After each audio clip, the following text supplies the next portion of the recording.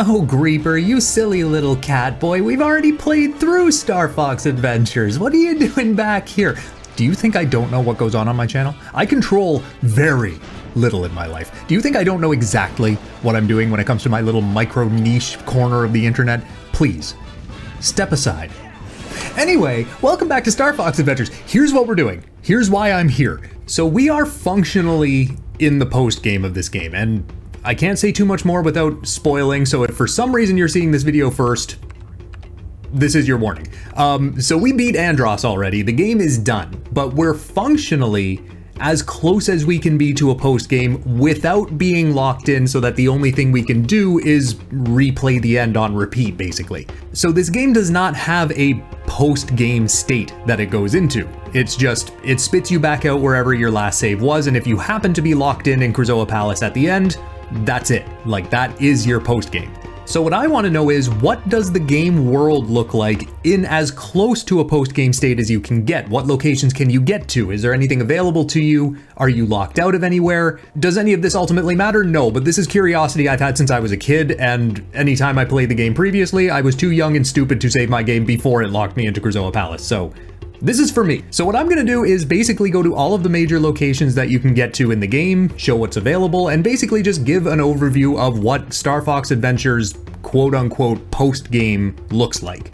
Since this is where my save file spit us out anyway, I guess we'll just start by talking about the Walled City. So this is where you're supposed to be at this stage in the game anyway, so this entire area, unsurprisingly, is open to you. You've got some NPCs, including the King Earthwalker, but none of them really say too much that's interesting. They're mainly just pushing you to do what you should be doing at this point in the story, which is getting the 5th Krazoa Spirit. Because this area actually isn't that big, there's really not too much to see, but you can basically go everywhere that you could in your first and second visits, including the puzzle type areas. The only exception to this is King Red Eye's house, where the boss fight took place here, and I really wish they gave you the option to replay the bosses in this game. Even if it was just something you had access to through the main menu or something, it would be nice to be able to go back and fight like Galden or Dracor or something without having to play through the entire game to get to them. This is actually something I'm gonna show really quick live. I have never done this before. I've never gone and like sequence broken this game or gone places where you're not supposed to go, like when you're not supposed to go there. What if you leave? Because every time you go and select a destination in the like the map screen, Slippy, Peppy, or General Pepper will basically give you a story summary, so to speak. Like, it basically just tell you what you're supposed to be doing at this point in the game. So what do they tell you when you're leaving a place that you're not actually supposed to leave? I've never done this before. I don't know if it's a placeholder or if they bitch at you or what they do. Where are you going, Fox? You have not collected the spirit from that level yet. If you keep going like this, you'll never save Dinosaur Planet. Get to work if you want that bonus. I was totally joking when I was wondering if they bitched at you. He actually bitches at you. That's hilarious, dude. Actually, really quick, one more thing on that topic. I discovered as I was gathering footage for other locations that depending on where you fly to, you have your options between getting bitched out by General Pepper, Slippy, or Peppy. Like, they literally say the exact same thing as General Pepper did just there, but it is funny to hear them get pissy with you because it's totally out of character, especially for Slippy. Like, I cannot take that dude seriously. We'll quickly take a look around Thorntail Hollow now, since we've got to come back through this way pretty much every time we want to go somewhere else anyway. Now I say we'll quickly take a look because Thorntail Hollow really doesn't change that much throughout the game anyway, and that does stay true here. The entire place is accessible and all of the NPCs still speak to you, but they're stuck in their endgame dialogue state, which basically means all they say is some variation of thank you, good luck, or come back and visit sometime. The only thing that's really different is that the Queen stays where we last saw her, which is right by the path out to Cape Claw, leaving her actual throne room empty. So she's basically decided to live the rest of her life as a vagrant at an intersection. Interesting choice. But besides that, this place has stayed pretty much the same since the beginning of the game. Now there is a sub-location in Thorntail Hollow, but I really wasn't sure whether to address it at all. It's the ancient well where you go to get the white grub tubs. I can already tell you there's nothing down there. That place is just a demo mini dungeon basically. But I did remember while I was collecting footage that there is a single NPC, the Thorntail of questionable mental faculties. Now you've had no reason to come back and talk to this guy since the beginning of the game, but I figured he's down there, so let's go talk to him and see what he says. Now, when I initially went to go talk to him, it was nighttime and he was sleeping, so I figured, oh, okay, it's night, he's asleep, let me go reset the time of day. So I did that, and then this is what happened. No, it is daytime now, good. Okay, so let's go see what this, this clinically insane dude who's probably not being medicated, who needs to be medicated. Let's see what he says to us. Is he just asleep? Is bro... It doesn't give me the option to wake him up. Can I smack him? He's not phased. Okay, so the lore on this dude, his post-game state is that he sleeps for eternity. So yeah, besides that, there's really nothing for you to do down here, but the location is available, so if for some reason you want to go underground and live with the insane Thorntail, go ahead. So now let's check out Snowhorn Wastes. This is another place where you're not barred off from anything, so it's kind of similar to Thorntail Hollow actually. There's not a lot you can do except explore the area itself. You can't replay Garundate's little Frostweed minigame, nor can you redo the time trial that the blue Snowhorn has you do. And quick note I'm going to insert here because I forgot to talk about it like anywhere else. All of the Krazoa Shrine warp pads don't work. You cannot go back to any Krazoa Shrines that you've done before, which, similar to the bosses, I kind of wish they gave you the option to do that again somehow. On the topic of the Snowhorns though, all of the NPCs will still talk to you. The generic Snowhorns kind of just say thank you for doing your thing at Dark Ice Mines like 4 years ago, and Garundate basically says the same thing. The only Snowhorn that says anything different to you is the blue one, but even he just basically gives you a generic good luck kind of thing. You can also go all the way back up to the hot spring where you can do the music override glitch, but that's about it here. There's really not too much you can do. Are you gonna shoot me? Bitch. Wait. When I shot the hole in the wall disappeared. So not only are those creatures the things in the hole, they are also the hole itself. I sound high, but like that is the case, right? And welcome to Moon Mountain Pass. This is actually one of the most sex-positive parts of Dinosaur Planet, because where else can you go where you can just find like wild, free-range, grain-fed dildos growing just naturally? It's you know, good on Saria, you know? Okay, now we're gonna really quickly take a look at Moon Mountain Pass because the story is pretty much the same here as the last two locations. It's open, but you've solved all the puzzles, so you can mainly just re-explore the area if you want to. The only thing this place does have that no other area does are the weird moon seed guys, and yes, I know they have a name, I just forgot to look them up. You can't find them anywhere else in the world, so I would at least call that like a little bit of a tourist attraction. There's some unique combat you can do anyway. There are also bloops here, but I was less thrilled about them. I am going to actually disembowel you. And since we're just down the path from it anyway, let's take a quick look at the Volcano Force Point Temple, or I guess the front door of it, because you can't actually get in if you don't have a spellstone. Neat thing here is I'm pretty sure this is one of the few areas where you can refight the shield sharp claws, which thinking about it now makes me realize I think you can refight every type of sharp claw in the game. They're just kind of spread all around the world a little bit. So yeah, overall, minor tourist attraction, neat aesthetic, but not a lot you can do here except some unique sharp claw combat and looking at unique lava ceiling assets. Lava ceiling ditty. You can look at the lava ceiling ditty. So now we're gonna go to the exact opposite side of the game world and cover Cape Claw and all of its little offshoot areas. And on the way there, I actually basically summarized my entire feeling about exploring game worlds, so I'm just gonna throw that in here. I just gotta say one more time, man, like, before we pack it in, this little area right here is so cozy. No background music, no bullshit, nice little lantern, the leaves coming off the trees like that. This is lovely. Like, this is why I like exploring worlds, even if there's nothing to do to them, because you come across little areas like this that they just make me happy. I don't know, man. So, on to Cape Claw itself. The first thing you normally see when you walk in is that massive Sharp Claw guy, and he is still here, and there are actually 3 more of that kind of Sharp Claw over on the other side of the area, on the little beach areas next to the cannon. So you can do a fair bit of combat here between them and the weird little shooty guys that poke up out of the ground. I know they have a name, I just didn't look them up. Besides that, your big open main area is completely available to you, and actually all of the little side areas are pretty much open to you too, including the cannon area. You can actually still use the cannon. I mean, you can't really do anything with it except maybe pick off the little enemies on the beach if you can manage it, which I could not, for the record. The gas chamber is still open to you too, but it doesn't play its music anymore, which is depressing because that track is really, really good. And I also discovered that Fox has an animation for when you're trying to pull a block that can't move, so that's something I don't think we saw before. The last thing of any note here is that you can still talk to the high top NPC, but unfortunately I think he has brain damage. With the help of your little friend, you should be able to find them. Is bro talking about these? Is bro literally talking about these? I think you might have Alzheimer's. I'm being so for real with you right now. I think you maybe need to get that addressed by a dinosaur medical professional.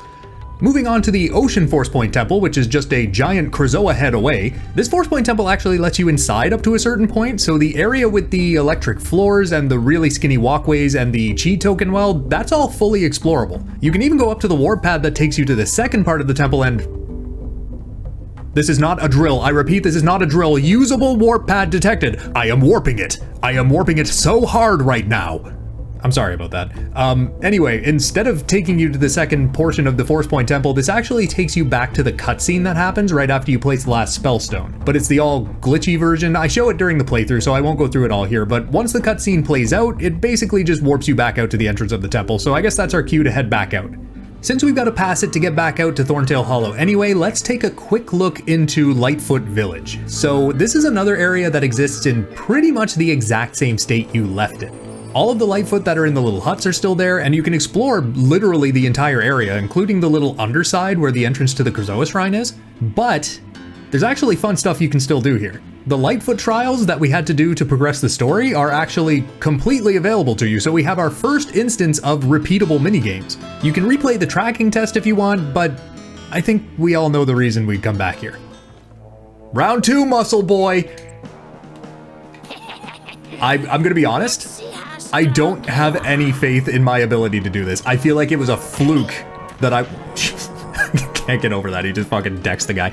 I feel like my ability to do it in one try during the playthrough was a fluke. Okay, let him get a little bit ahead, and now we're gonna go full send, because we need the momentum. I am shit at this. Hold on. Okay, in real life, it looks like I'm jorking it right now. Straight up, it looks like I'm jorking it. Okay, we're good. We're good. I still got it. I've still got it, dude. So I'm about to get more footage, and I just looked at Tricky for a second and had a horrifying realization. If I want to show everything this game has to offer, like cap off everything and make sure that I've shown everything I can show, I'm gonna have to play with Tricky like 100 more times to show the rest of his colors. So I'm not doing that right now. I'm putting that off. That's a problem for future me. I'm straight procrastinating, bro. I don't care. I'm not doing that right now. So now we're gonna check out our final offshoot from Thorntail Hollow, the Warpstone. Yeah, the guy. The dude is so self-important, he's technically 3 locations shoved into one man. Yeah, okay, yeah, no, that's the words we're gonna use. First location we'll check out is Ice Mountain. So this place is tiny. There's really not a lot to see here. The entire area was explored the first time you came through. But the main reason you would come back here is this bad boy right here. I showed this off during the playthrough too, but you can redo the race with the Sharp Claw literally anytime you want. And I'm so happy that this option is here, because as much as I'm trash at them, the speeder bikes are so fun to use, dude. Next, we've got the Gamewell Maze. Yeah, you can come in here if you want to. I really don't know why the game gives you the option to, because once you have all the coins done, there's nothing to do here, so moving on. And finally, we've got a big one. We've got Krazoa Palace. You cannot go to Krazoa Palace until you have collected a Krazoa spirit. Oh, right. Yeah, I honestly forgot until I was recording this footage, but yeah, the Warpstone does say at the very beginning of the game, you can only go to Krazoa Palace if you have a Krazoa spirit on you. So Krazoa Palace technically isn't open to you. Technically. But if you do what the game actually intends you to do at this point by going and collecting that 5th Krazoa spirit in the Walled City, you can go to the Krazoa Palace. It's just if you save, you risk locking yourself in there. So technically, you can sort of visit the palace, just don't save when you go there if you want to be able to explore anything else. So now we're going to check out the other dungeon areas or satellite bits of Dinosaur Planet, and I guess we'll start chronologically, so we'll go to Dark Ice Mines first. On the way there, I actually realized you can get blue lasers in the R-Wing sections in this game. I don't know if I realized that sometime during the playthrough and just forgot, but that's something you can do apparently. Please remind me if I pointed that out already. I am just a catboy on the internet. I do not have a working memory. Anyway, to Dark Ice Mines themselves, it's one of my favorite locations in the game, and you can't even fucking get to it. You literally only have access to your immediate little landing area before the gate of lmao get edged idiot stops you from being able to go in. Have I ever mentioned that sometimes life sucks? So let me just pick up my shattered dreams off of the floor, and I guess we'll continue on over to Cloudrunner Fortress. Hey, you want to hear a funny joke? How about the same bad one twice? Yeah, you literally only have access to your immediate landing area again. But this one is almost worse, because you can actually go to the area below your landing pad and redo the little platforming time trial that normally opens the gate inside. And I did that, and I thought, oh my god, it's just as simple as doing this, I can go back in. No. No. In fact, the last gate doesn't even spawn. You can still jump through it, and it makes a sound acknowledging that you completed the trial, but then nothing. So once again, the game uses a gate to edge you. How would that work physically? No.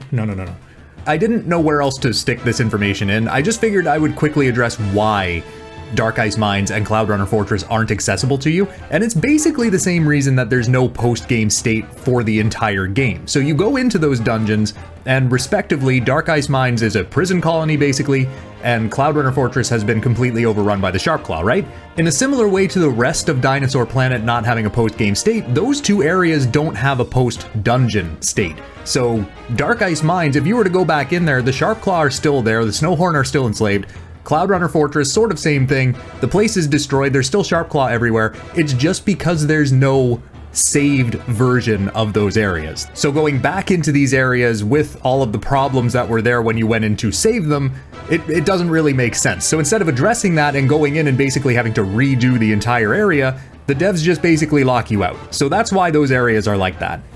So we already covered the walled city, so the next dungeon area on the docket is Dragon Rock, and this place is actually quite similar to the walled city in that it's surprisingly really open. Now, it is essentially just a couple of small offshoots off of the main area surrounding the central pillar, but we actually have a dungeon area that's more or less completely open to us, minus the boss area. So much like the walled city, you still have access to your puzzle areas, but all of the puzzles are already solved, so you can't really do too much here. But one of the dinosaurs that we freed is still here. Let's do some damage! Oh hell yeah, brother, let's fuck him up! So you still get the option to ride into battle on the Earthwalker, which is extra interesting because when you consider that Dark Ice Mines is inaccessible, this is the only instance of a rideable dinosaur you still have. Now, can you really do anything with him? No, not really, because all of the puzzles are already solved. So you can mainly just ride around an aura farm, but it's still cool that you have the option. It's almost enough to make one forget about the fact that there is one dinosaur remaining of the 3 that you freed when you were here. So what happened to the other 2? Don't think about it for too long, there's no good outcome here. Okay, so really quick, I know this isn't a location, but if the ancient well counts, I'm gonna say the shop counts as well. Nothing has changed here. Your main goods room and your maps room, if you've gotten like all of the story stuff and all the, I guess maps are optional, but if you've gotten all the maps, those rooms are empty. The only room, oh, and you can still gamble if you want to, but I mean, money is totally pointless at this point in the game. Money has been pointless since like pretty much after your second walled city visit. There's no point to money anymore. But what you can do, and what I will show just for the sake of showing it, because I don't think I ever did during the playthrough, you can pay Shabunga more than what the item is worth. So this is only worth 10, you could haggle him down, but you can also haggle up for some reason. Okay, I'll sell it to you. He doesn't say anything when you do it, I just wanted to show it because, I don't know, completion purposes. Speaking of completion purposes, there is one more thing that I need to show off for completion's sake. Go get it. I need to change the rest of Tricky's colors. I don't know if there's an easier way to do this, and I did a couple of these already, so he might turn while I'm doing this explanation, but If there's an easier way to do this or a less time-consuming way to do this, I don't know what it is. So my strategy is I'm gonna do this here because the ball can't. Ooh, green. Hold on, let me look at him. Oh, that's cool. I like that. I like that color a lot. That's really cool. Anyway, so as I get new colors, I'm gonna show them on screen really quick. I probably won't keep the model up this whole time, but when it goes to night, if I can't see the colors very well, I'm just gonna go in there, drop in, come back out. That resets the time of day, and I'm just gonna do that for hours. So help me. So after that first color change that happened during my app session, there were only 7 more left, which didn't take as long as I thought it would. I was gearing up to sit there for like an hour. It only took about a half hour, so it wasn't that bad. There are a grand total of 24 color changes that Tricky can go through, and I've shown one on screen since I believe episode 16. So episode 16 was the first color change, and then I've shown one at the beginning of, I think, every video since then. So these are the only ones that remain, and once you get to this blue and reddish one, that's the last one. That is the 24th color change. You can keep playing with Tricky and you can change his color again, but then he just goes back to his regular color palette, the one that he has at the beginning of the game. So you could go through the cycle again if you really wanted to. I don't know why you would. What would have been really nice is if they gave you the option to pick the color after you had already seen it once. Like you could just pick any of them that you had already seen. That would have been really cool. But anyway. So the very many faces of Prince Tricky was not something I was originally planning on showing in this video, but with that, I think we have shown everywhere that you can go, and by extension, everything that you can do at this point in Star Fox Adventures, in the quote-unquote post-game of this game. And to be honest, there's a lot more to do than I thought there would be. I honestly thought that after your second visit to the walled city, the game would basically shut down, but you're only really barred out of 2, kind of 3 locations, and there's still a bunch of stuff for you to do. So, I don't know, in my mind it would have made more sense that the game stops you here, rather than allowing you to lock yourself in Krazoa Palace, but anyway, it is what it is. Thank you guys so much for watching, and thank you for coming with me on this entire playthrough. It's been really fun to come back to this game. Again, I haven't beaten this game in like years, so it was a lot of fun to come back and share the experience with you guys. It was a good time. I really enjoyed myself. Actually, speaking of sharing things with you guys, I've got something I want to show you. Full disclosure, this is not Star Fox related, but I figured if you made it to the end of this video, you're probably interested in the channel as a whole, so you get first leak privileges, I guess. So without further ado,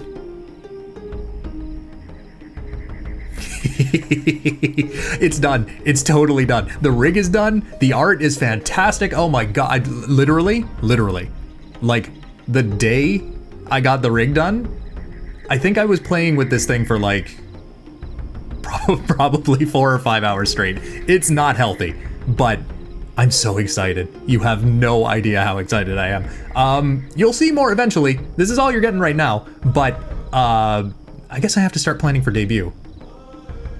I don't know what debut is gonna look like. I'll figure it out. Don't worry about it. But for now, thank you guys so much for watching. I will see you in whatever I decide to do next. I won't be looking like this though. I'm gonna keep using the Glorp Cat until I fully debuted. So, soon. I don't know when, but soon.